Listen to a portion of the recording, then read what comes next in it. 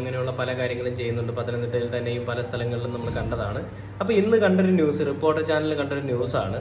അതിലൊരു വാണം അവൻ ആ ഒരു കടയുടെ മുന്നിൽ, അതായത് പത്തനംതിട്ടയിൽ മേലെ വെട്ടിപ്പുറം എന്ന് പറയുന്ന സ്ഥലത്ത് അവനൊരു കടയുടെ മുന്നിൽ ചെന്നിട്ട് മൂത്രം ഒഴിക്കുന്ന സമയത്ത് അവിടെ വ്യാപാര സ്ഥാപനത്തിൽ വർക്ക് ചെയ്യുന്ന ഒരു ഇതര സംസ്ഥാന തൊഴിലാളി ഉണ്ടായിരുന്നു.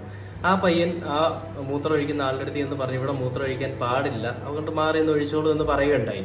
അപ്പോൾ ആ സമയത്ത് ഇവൻ അത് കേട്ടിട്ട് തിരിഞ്ഞു നിൽക്കുകയും ഇവന്റെ കൂടെ വന്നിരുന്ന കുറച്ച് ആളുകൾ വാഹനം അവരുടെ കാറ് പുറമോട്ട് എടുക്കുകയും ആ സമയത്ത് എവിടുന്നോ ഇല്ലാത്ത രണ്ടുപേര് കൂടുമ്പോൾ വരുന്ന ധൈര്യം ഇവന്റെ ഉള്ളിലേക്ക് വരികയും പിന്നീട് തിരിച്ചു തല്ലത്തില്ല എന്ന് ഉറച്ച ബോധ്യത്തോടു കൂടി ആദ്യം അവൻ്റെ അടുത്ത് എന്നിട്ട് മേരാനാം ദീപു എന്ന് പറയുകയും ദീപു വാണം, ഇതേതാണെന്ന് നമുക്കറിയില്ല, ദീപു എന്ന് പറയുകയും അത് അവിടെ ആ പ്രശ്നം കഴിഞ്ഞിട്ട് പോവുകയും ചെയ്തു. പിന്നീട് രാത്രിയായ സമയത്ത് ഈ തൊഴിലാളികൾ കിടക്കുന്ന സ്ഥലത്തേക്ക് തിരികെ വരികയും ആ റൂമിൽ കയറിയിട്ട് ആ തൊഴിലാളിയെ ചവിട്ടി കൂട്ടി തല്ലുകയൊക്കെ ചെയ്യുന്നതിൻ്റെ ഒരു ശബ്ദവും കൂടി നമുക്ക് കാണാം. CCTV ദൃശ്യങ്ങളിലും മതിൽ ചാടുന്നത് കാണാനായിട്ട് സാധിക്കും.